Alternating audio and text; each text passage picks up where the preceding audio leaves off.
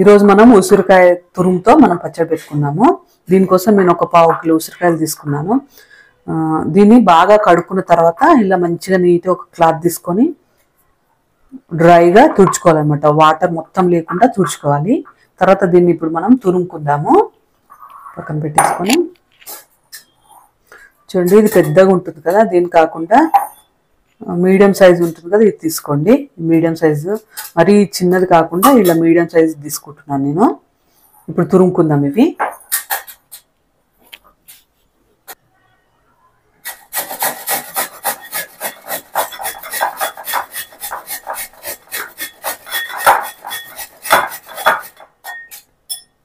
చూడండి, ఇలా ఉంటే సరిపోతుంది. ఇప్పుడు ఇవన్నీ మనము తురుముకొని పెట్టుకుందాము. ఇలా తురుముకొని పెట్టుకోవాలి. తర్వాత వెల్లుల్లి ఉన్నాయి కదా, ఒక 1/2 కిలోకు ఒక 2 తీసుకున్నానండి, చిన్న సైజువి.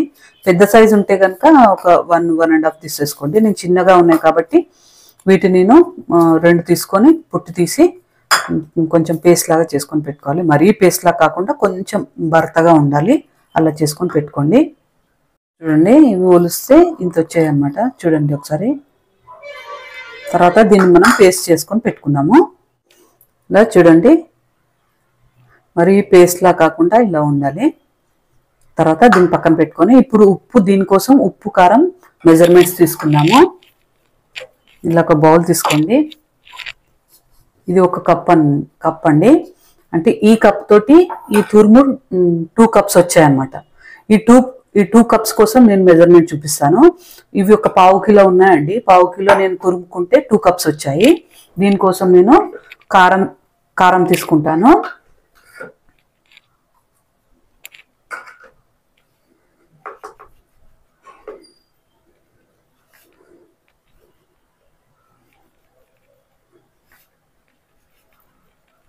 చూడండి, ఇలా 1/2 కప్పు కారం తీసుకుంటాను.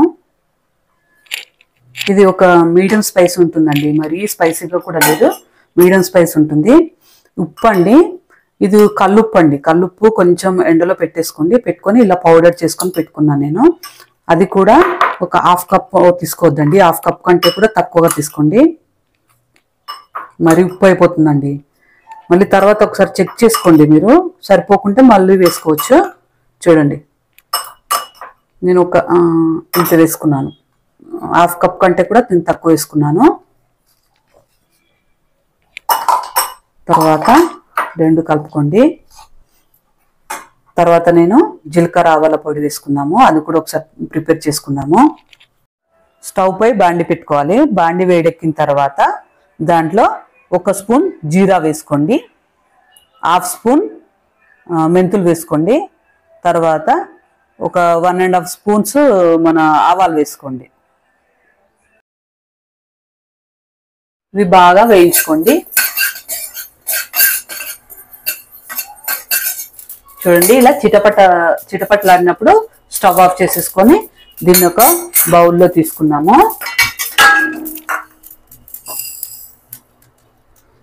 చూడండి, దీన్ని మనము పౌడర్ చేసుకుందాము. చూడండి, ఇవి వేగినాయి కదా, వీటిని మనం పౌడర్ చేసుకొని పెట్టుకుందాము. ఇలా పౌడర్ చేసుకొని పెట్టుకోవాలి. తర్వాత ఇప్పుడు మనం పోపు వేసుకుందాం. ఇలా ప్యాన్ పెట్టేసుకున్న తర్వాత చూడండి, పల్లి నూనె అండి, వేరుశనగ నూనె 1 కప్ తీసుకున్నాను.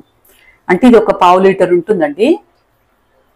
1/2 లీటర్ కంటే కావాల్సింటే మీరు ఎక్కువ తీసుకోవాలనుకుంటే కొద్దిగా ఎక్కువ తీసుకోండి. నేనైతే ఒక 1/2 లీటర్ తీసుకున్నాను. నూనె బాగా వేడెక్కాలి.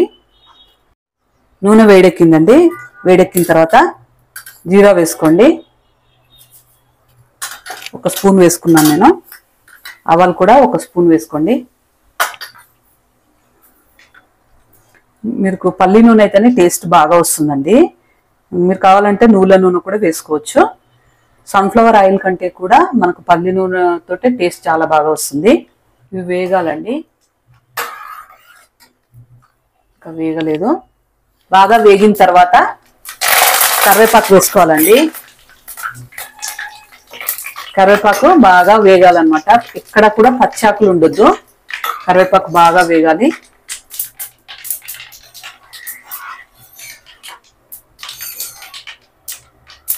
తర్వాత మనం ఇంతకుముందుకు వెల్లుల్లి పట్టుకున్నాం కదా, ఈ వెల్లుల్లి వేసిన వెంటనే మనము అంటే ఇది వెల్లుల్లి బాగా వేగొద్దు అనమాట.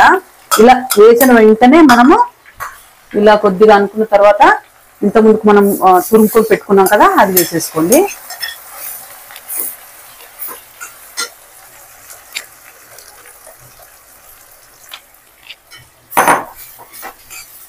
ఇది వేగాలండి. వెల్లుల్లి వేసిన వెంటనే ఈ తురుము వేసుకోవాలన్నమాట. మనకు వెల్లుల్లి బాగా వేగిపోతే ఏంటంటే మా ఫ్లేవర్ అనేది పోతుంది. కాబట్టి కొద్దిగా వేయించుకోవాలి. ఒక 1-2 మినిట్స్ వేయించుకోండి అంతే. 2 మినిట్స్ కూడా అవసరం లేదండి, ఒక 1 మినిట్ వేయించుకోండి. దీంట్లో కొద్దిగా పసుపు వేసుకోండి.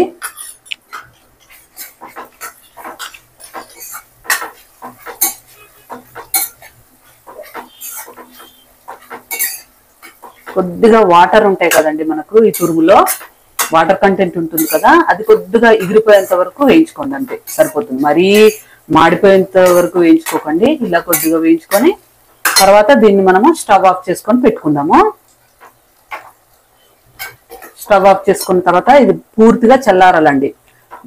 ఇప్పుడే కారం ఉప్పు వేసుకోకూడదు. ఇట్లా కారం ఉప్పు ముందుగానే వేసుకుంటే ఏంటంటే మీకు పచ్చడి అనేది నల్లబడిపోతుంది. కాబట్టి మొత్తం చల్లారిన తర్వాత దీంట్లో మనము కారం ఉప్పు ఇంతకుముందు పట్టుకున్న పౌడర్ ఉంది కదా, అది మిక్స్ చేసుకోవాలి. దీన్ని మొత్తం చల్లారనివ్వాలి. ఇది చల్లారిందండి. చల్లారిన తర్వాత మనం ఇంతకుముందు కారం ఉప్పు కలుపుకున్నాం కదా, అది వేసుకోండి. తర్వాత జీలకర్ర ఆవాలు మెంతుల పొడి ఉంది కదా, అది వేసేసుకోండి.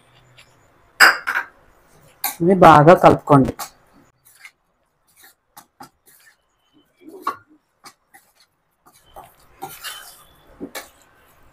ఉప్పు కారము సరిపోయిందో చూసుకోండి.